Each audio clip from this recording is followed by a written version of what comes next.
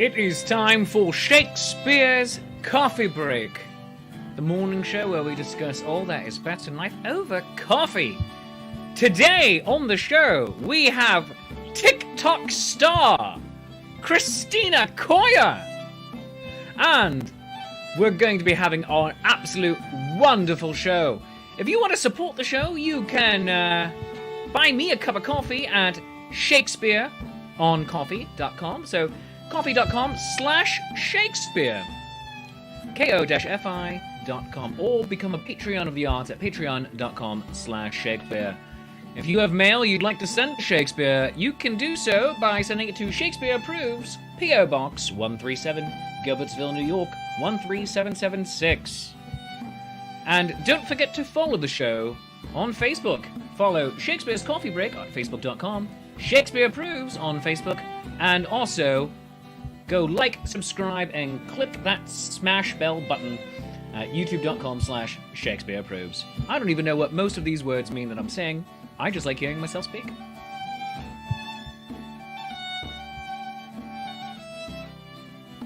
But now, the music is ending. Let's start the show.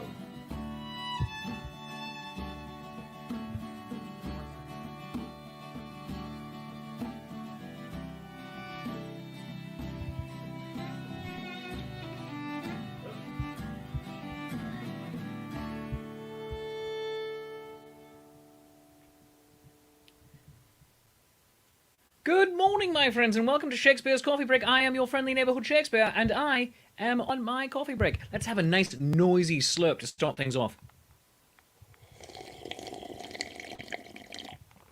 That's just good internet audio. I don't care who you are. And also, for the ASMR crowd, that's just good internet audio. I don't care who you are. Also, I want you to know that you're very special. Go make some good choices today. You can do the thing. I'm a tiny potato. So that's all for you. We have a wonderful guest today, one of my dearest friends in the world, Kristina Coia. You know her as Contessa Catalina from Chaste Treasure, and you can find more about them at chasetreasure.com. She is going to be on the show with us here today. And just absolutely wonderful actor, writer, singer, director. She is the quadruple threat, but she is also, of course, a TikTok star. And I want you to go and follow her TikTok, soft.autumn.ingenue. But it's good to see all of you here this morning. Sally saying good morning. And Gillian Brownlee of Haggis Rampant fame says, Shakespeare does ASMR, I'm here for it. Well, just so you know, Gillian, we're here for you, no matter what. So, keep going, get that doctoral degree. I believe in you. Good job. So, you know what? Maybe that's just going to become my new living. I just do ASMR all the time with vaguely positive things, or like I know about your life, so it's like, Sally, you're very much a morning person, and I appreciate that. Also, you're a huge nerd, and I respect that. Good for you. Maybe I just say that. I don't know. I'm just seeing the viewership drop down as I do all this. People are like, who's this idiot? Now, click. Now, let's go do something else. But we're going to have a good time. Let's bring in our very special guest, the one, the only, the original Kristina Coia. Oh my God, I lost power. Oh my God, I lost power. Oh no. And we're back. That is the power of my entrance. There you go. Blew it up. And I kicked the cord. Just how the chords work around here. I just kicked it, and I'm like, oh no. Kristina Coia, my friend, how are you? I'm wonderful. I'm better now that I heard that ASMR. I really am. That was so soothing. Oh, I think we should do that more often. Okay, so you know what? We're just gonna bring the microphone over here, and I'm just gonna say, Kristina Coia. Yes. No matter where you go, there you are. I think we should go. All right. I can drum my fingernails. Okay. So if it's not quite whispering, not. It's like you hear a little bit more. It's just like a very breathy, very low voice like this. Is this technically ASMR? I don't know. I don't know. All I right. like the ones where it's where it's like the sound cutting, very soothing. Not the audio ones, but I've never listened to it. I'm just making things up. yeah, it's calming, but I think visual ones work better for me. Like if you watch, people will cut into soap bars with like little razors, and it's just getting to watch the little bits of soap just like fall off. And it's great. Excellent. Well, I think I'm going to have to get into this.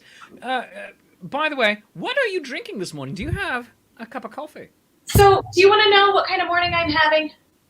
Yes, I do. Yes, I do. I left my coffee on the counter downstairs while I was getting ready for this. Go get it. I can hold the show. I can do this. No. I can do. I am a professional. I can just talk for the 90 seconds or whatever it'll take you to go get your coffee. Well, here. I have a better. You have to do a sponsorship, right? You have to talk about your sponsors and stuff. I weirdly don't have anybody right now. Oh no, that's fine. I mean, you can make something up. I was gonna say, like when you do your little commercial. We could talk about upcoming events such as next week's Murder at Cloudhaven that we're both in, that you are directing, by the way. I am, but I do have water. Let me grab my water. How about that's a solution? My water's right here. That's stupid. Who drinks water? You talk about Cloudhaven. Who drinks water at a coffee break? Seriously, what are you? Before you dihydrate is my motto. Hydrate before you dihydrate? Really? Yeah. Like, hashtag blessed? Is that what we're doing here? All right, fine. All right, you go talk. Stall them. All right, and go. Okay, cool. Yep, and we're just gonna watch a scramble. This is fun. All right, yeah. So Kristina Coia thinks that we're going to be talking about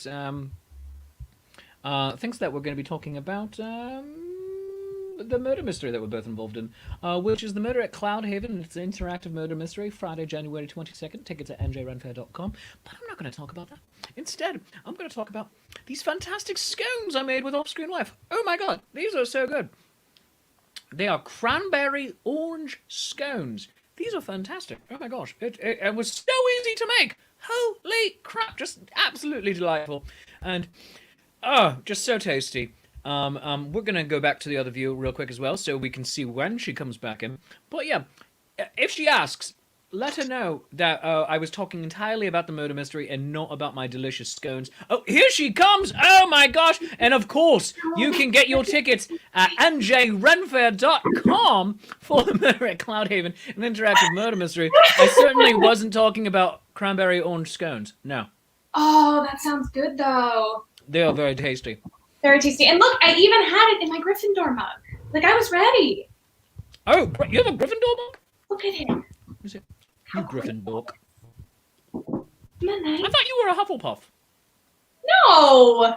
I mean, I might be. I don't know what I am like quiz-wise, but I know that I was assigned Gryffindor. So. I'd say go take the quiz, but don't.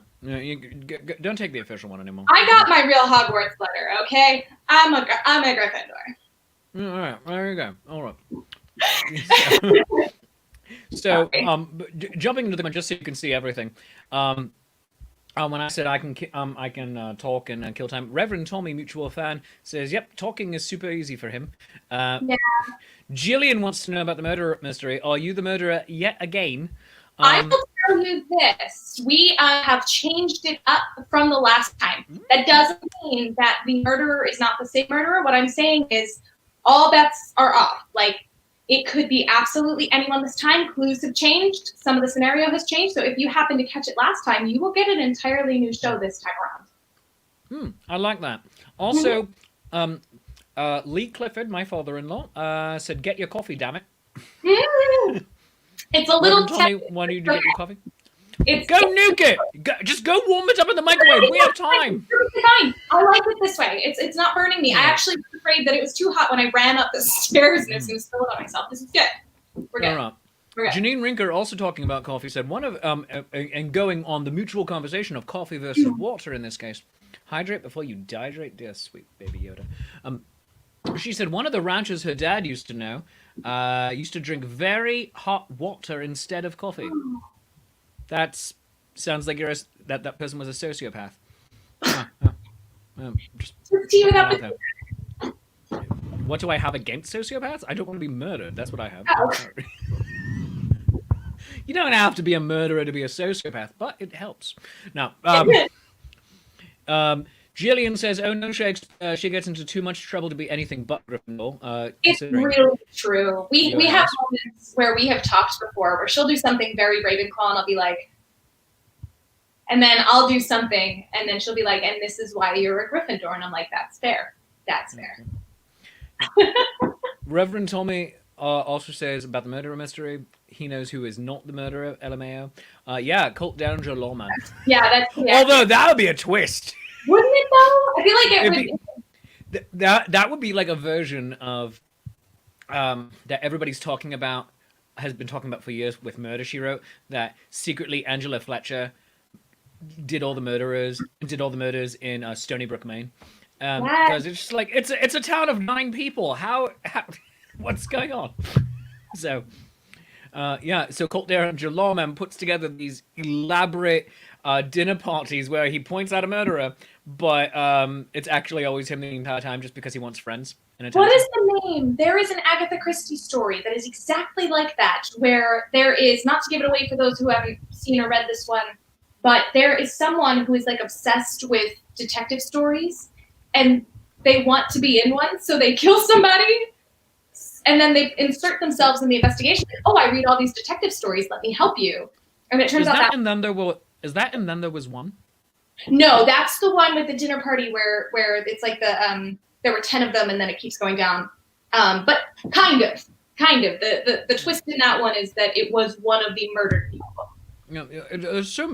By the way, if you're not reading Agatha Christie, you're doing yourself a disservice, internet. So oh my gosh, so good. They're all hot take. She's gone places.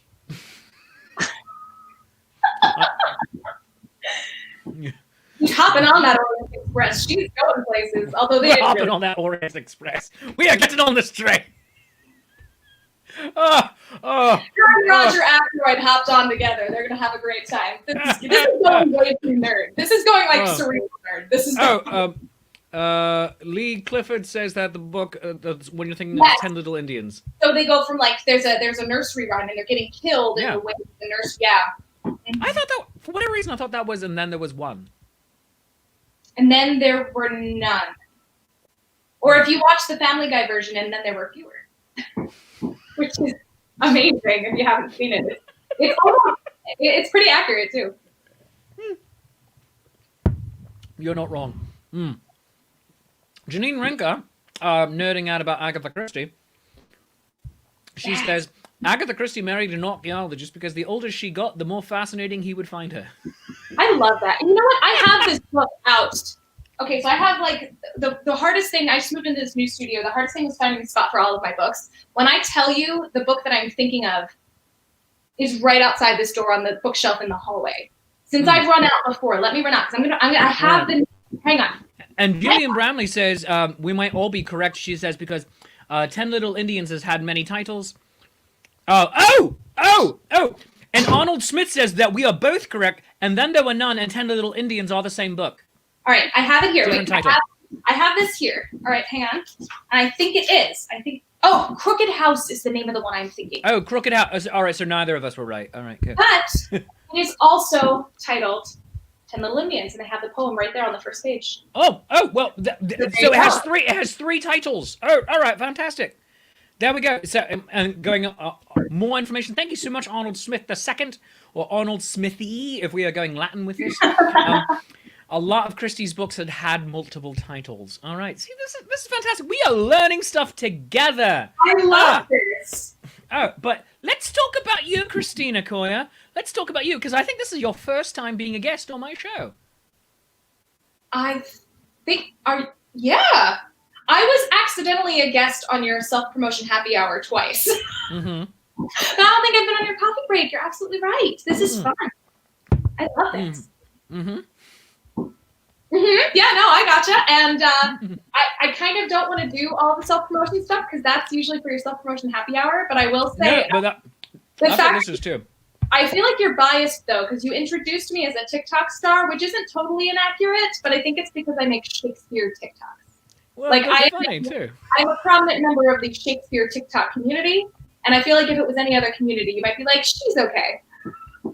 I mean, you're not wrong. But if you want to check out, that TikTok, everyone, it's fantastic. It is TikTok at soft.autumn.ingenue. You can go do that, and we're gonna try to look at one of her videos, one of her TikToks a little bit later, All right. because it's gonna be a lot of fun. I have it queued up. It's just, will it work? I want to know. I'm curious which one you picked. It's the most recent one. I'm inherently lazy. So, Oh no, that was great. I'm glad it's that one. That one I'm proud of. but your Julius Caesar one was fantastic. Julius Caesar was a thought that I had had for years that I wanted to make a Tumblr post, but then I'm like, oh, look at this new video profile, like program I can use. It would be much better if I just did it.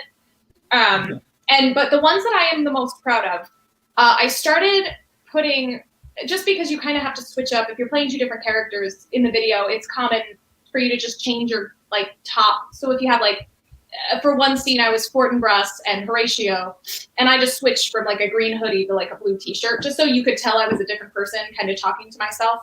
And it kind of became a pattern that Horatio wore hoodies, just every time I would do Horatio in a video. And now it's become a thing where like people who follow me on TikTok ask for hoodie Horatio. This is her Julius Caesar, by the way. Oh my God. This is amazing and ridiculous. Just. Oh, you can hear it. Oh, yeah, the sound wasn't working, but. It's the song from the old Six Flags commercial. So right now it's going. It's fantastic. I love it. Oh goodness gracious! Oh sweet baby Yoda. But Yeah. That's just brilliant. Goodness. So what got you into doing Shakespeare TikToks in the first place, though? So when ye old pandemic started, I wanted to make TikToks just for fun, and I found it so cathartic. I made my first one, and it happened to just be Shakespeare themed because that was like a joke I had thought of, and I thought it was very funny. I don't even remember what the first one was, but it sort of filled this empty space where theater used to be, like performance used to be, where I would actually be on a stage performing some kind of play. I'm not doing that right now, obviously. So I kind of turned to TikTok, and just by the default of the first joke that I made being Shakespeare, I'm like, oh, I have a bunch more jokes I could make. So it became a Shakespeare TikTok. And I just kept throwing out all of the jokes that I've meant to make over the years. And I kept coming up with new ones, and I gained a following because the Shakespeare TikTok is a community on TikTok. So like there's a bunch of people who do this, which I didn't know about. And it's so interesting to see how just over a year ago, TikTok was more of like a place for like teenagers to do dance videos. And as we've seen with the Ratatouille, it's sort of become this haven for out of work theater performers to do little bits of music and little bits of performance and make jokes. It's kind of become this like musical theater hangout, if that makes sense. Like so many actors are on it doing funny things or making up choreography or writing music. It's really a weird, like everyone had the same instinct that I did, where it was like, oh, this is like cathartic. It's nice. It's soothing to make art, even if it's a joke. Like I feel like I'm performing for people. Does that make sense?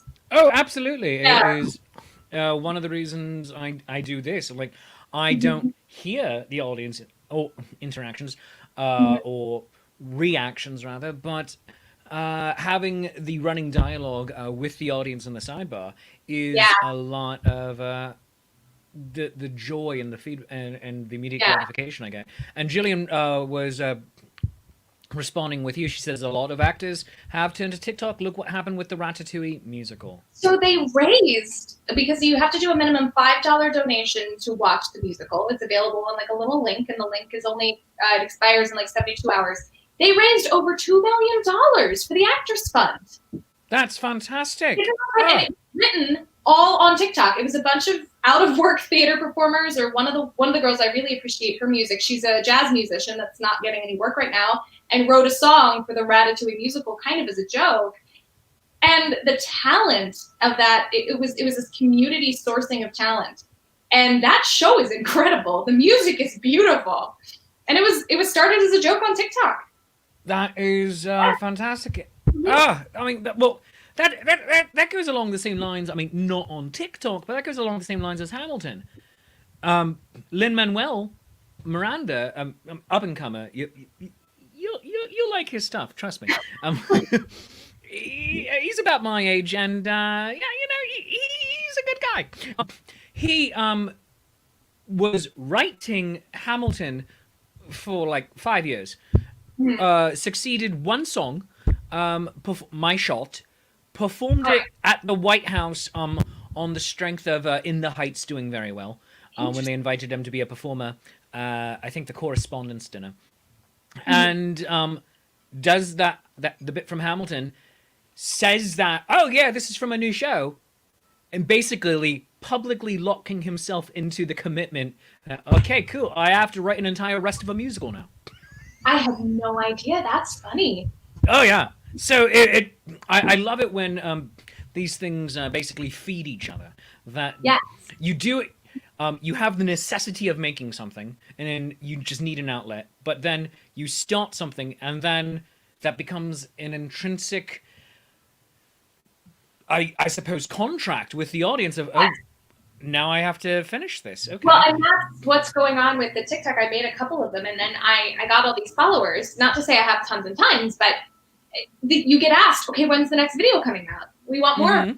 Can we do that? Yeah. Can you? And you get all of these beautiful comments and people messaging you, and it's just like, okay, so now I'm that TikTok Shakespeare person. Like, yeah, and that's amazing and brilliant. And like, with much longer form than TikTok, and I wish because TikTok weirdly requires both the ability to do something in very short form, while at the same time having a wider game plan and patience to do the longer thing.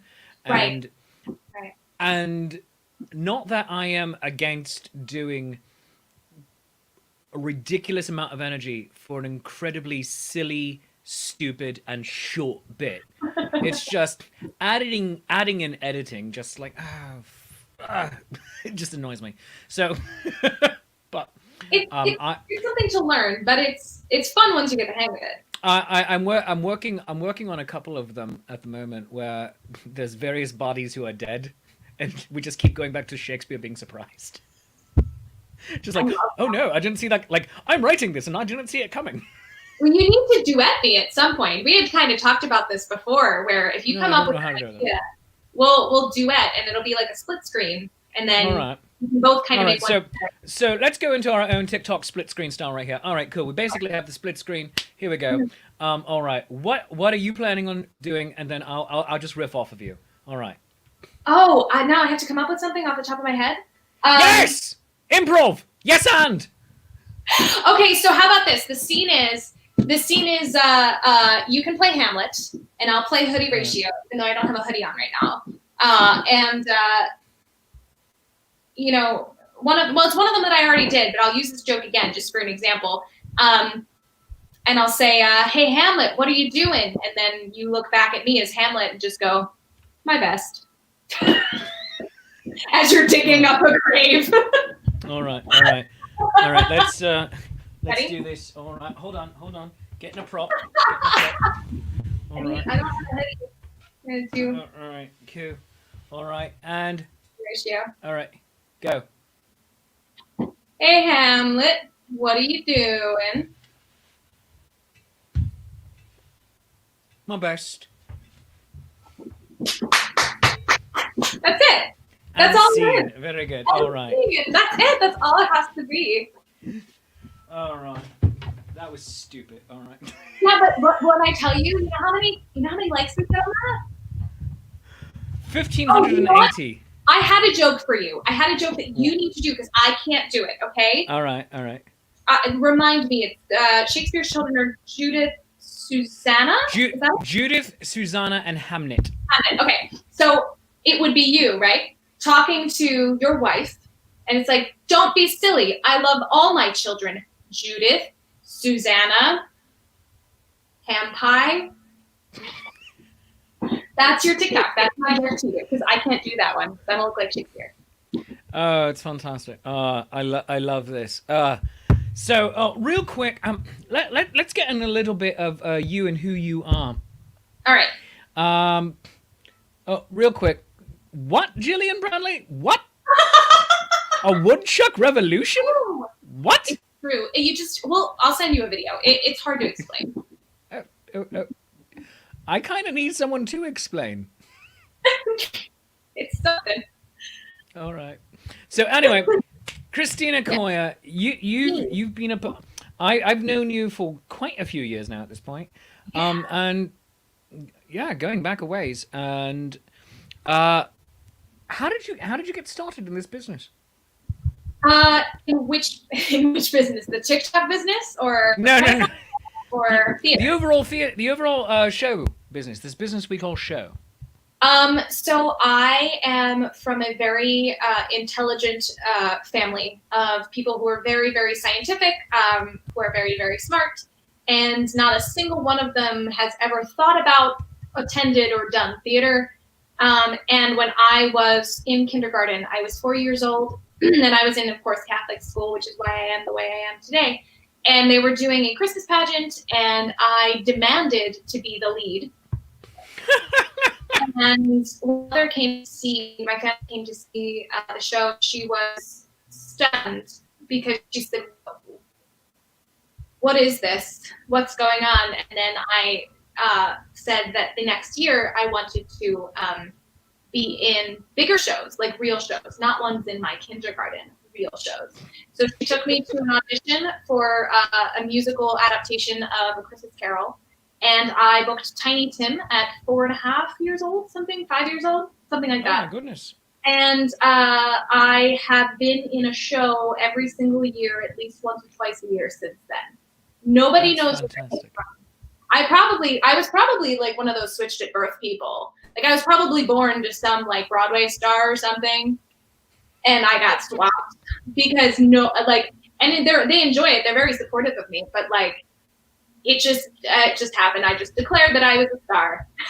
Except for the fact that you look so very much like your mother. Yeah, we were identical, but yeah, that's part of the plan. It's part of the deception. Oh yeah, there you go. I mean, like she's just moderately older you. I mean, that's just all it is. With shorter hair. Because you have that crazy mermaid hair going on right now, and she. It's called quarantine. and she has very practical hair. So she's a very practical lady. She's very smart. Oh, I adore your mother. The last time I saw her, which I think was at the New Jersey Renaissance Fair, maybe, or maybe the New York, she comes up to me just randomly, and like I think I'm just doing my normal thing of like drinking coffee, not not performing and doing my job, but I'm just drinking coffee, hanging out. She comes up to me and gives some ridiculously witty, I don't want to say funny, but I want to say ridiculously witty and clever, deep cut historical snark at me. And I'm like, what is this? And then at first I'm like, who is this miniature person just throwing shade at me? And then I realized it was your mother. And I was like, oh my gosh, come here. So smart. So smart. I wish I got like just a teaspoon of the smart, but it just there's no room left in my brain. There's no room for smart, lots of room for ridiculous. So that's okay. On that, Janine Rinker says, maybe you have an alter ego out there somewhere being the female version of Dexter from Dexter's Laboratory. That makes perfect sense. Absolutely. So, yeah, absolutely. Kristina Coia, I'm so very glad I know you. You are a member of Chaste Treasure in good standing. The Contessa Catalina. Yeah. And real quick, let's go through what your weekly now shows are, in addition to the stuff. Yes, I started this year. I started doing all kinds of new stuff. So the two big ones are my musical Thursdays, which I kind of started a little bit last year, just like I said, with the TikTok thing, I was just missing performing. And I was doing them as videos pre-recorded. And I figured out a way to do them live. So now every Thursday at 8, I will be doing Musical Thursdays live, mostly show tunes. Sometimes I'll be branching out and doing something silly. But yes, Musical Thursdays are at 8 on my YouTube channel, which is just my name. It's very easy to find. And then on Sundays, I started something pretty ridiculous, and it is Contessa Catalina's Wine Mixer, where I will be joined by either ladies from Chaste Treasure or other acts from around the Renaissance Fair circuit. And we will be talking about whatever topics my Patreon subscribers choose for us. So that is brilliant. Last week, the top choices that were voted on were murder, puppies, and the best date we had ever been on. So it was a roller coaster of an episode. So was the best date you ever been on where you murdered puppies?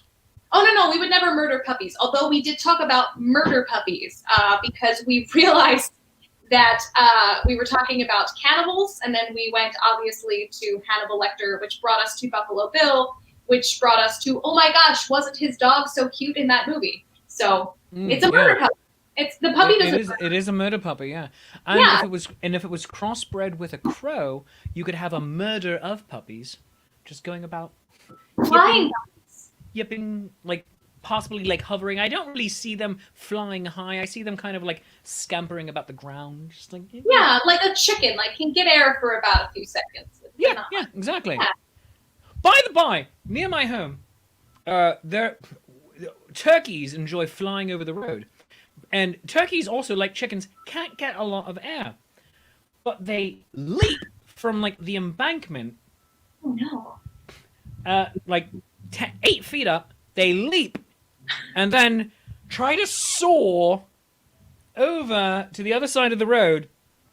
Going down. And, like, they keep buzzing my car. It's like, what? Why are you suicidal? Like, just wait for traffic to go by. It's ridiculous. They like to attack cars, apparently. Yes, they do. They think that there are other birds that they need to kill. And, they turkeys are bullies, and they're not very bright. I'm gonna tell you that. Although off-screen wife and I, we were making snow angels in the back garden the other day. So awesome. That's what we do. Like, let's go into the back. As we were recovering from the car accident, it's just like, let's go into the backyard and just stomp around in the snow and then make snow angels. And then there was an eagle, we think it was an eagle, flying overhead. Like, oh, look at the eagle. And then it started circling. And then she goes, oh, crap, it thinks we're lying here and it thinks we're dead. Because, the scavengers. Yeah, that's exactly what it was like, oh, no. And I said, promise me something. If an eagle comes down, you will run. And she goes, yes. I go, but also grab the camera in case it attacks me. I want it captured forever on video because no one will believe me that I got into a fight with an eagle. Shakespeare goes so hard on classical stuff. He's right in that Renaissance era where we love the Greeks so much that we're reenacting scenes from Greek mythology. Come on, my liver, bro! Let's do it! Oh my gosh. Let's do this. That was a Take out my liver. Oh my gosh. Kathy, so on the whole bird thing, Kathy says that the turkeys are quite good at stopping buses from moving. They block the road and just stare at you. Believe that. And Janine says owls tend to have a U-shaped flight pattern over roads, high on a post, dip down, and then back up, resulting in rather high roadkill mortality. Oh no! That's what happened to everyone's Hogwarts letters then. They were supposed to go. Well, that and I cannot stress this enough. America, you have your own freaking school. You should probably have a couple of them because it's a really big place. But America, let Hogwarts stay in Britain, all right? Go to Ilvermorny or the Salem Witches Institute or wherever. I mean, I'm just putting it out there. The North American School of Magic and Mayhem. I don't know. I mean, it's Ilvermorny. Ilvermorny. Yeah, Ilvermorny. Yeah, Ilvermorny. But the Hogwarts name is, it's all alliterative, witchcraft and wizardry. So for the North American version, would it be Magic and Mayhem? I like that. Emphasis on the mayhem. Yeah, emphasis on the mayhem.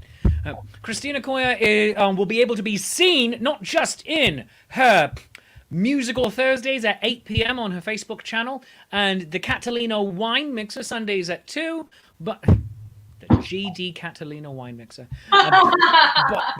But also, she is the director and star of the interactive murder mystery with the New Jersey Renaissance Fair, A Murder at Cloudhaven. That is next Friday night. And you can get tickets at njrenfair.com. I'm in it. Roger Awesome of the Lords of Adventure, also known as Colt Derringer Lawman, is in it. Actually, 2 other Lords of Adventure are both in it. Randy Smooth and Arthur Daring of the Lords of Adventure are both in it. We have another Chaste treasure, the Lady Rosaline. I mean, Paolo Garbanzo, Paolo freaking Garbanzo. In it. Yes. So, yeah, this is a star-studded cast, and you want to check that out. So, Kristina Coia, thank you so much, my friend, for being on here. Thank you. It's always a delight to get to share some airtime with you, to get to play around. And so stick around, we'll talk right after the show. But friends, that is basically it for Shakespeare's Coffee Break. Let's have one last noisy slurp before we end the show. Which is good internet audio. I don't care who you are. I mean, like, I will get tens of fans because of this. I mean, it's gonna be great. Anyway, friends, there's some upcoming shows as well. Of course, we have The Murder at Cloudhaven next Friday night, Friday, January 22nd. Tickets at njrenfair.com. It's going to be a lot of good fun. I am in it. It's going to be a great time. Tomorrow, in this time slot at 10:35 in the morning, we have Writing Sonnets with Shakespeare, where you, the audience, and me, your friendly neighborhood Shakespeare, write a sonnet together. It's a collaborative, artistic experience, and it's going to be a lot of fun. We're doing it at the tail end of 2020, and I had so much fun, I thought, let's do it again to kick off the year.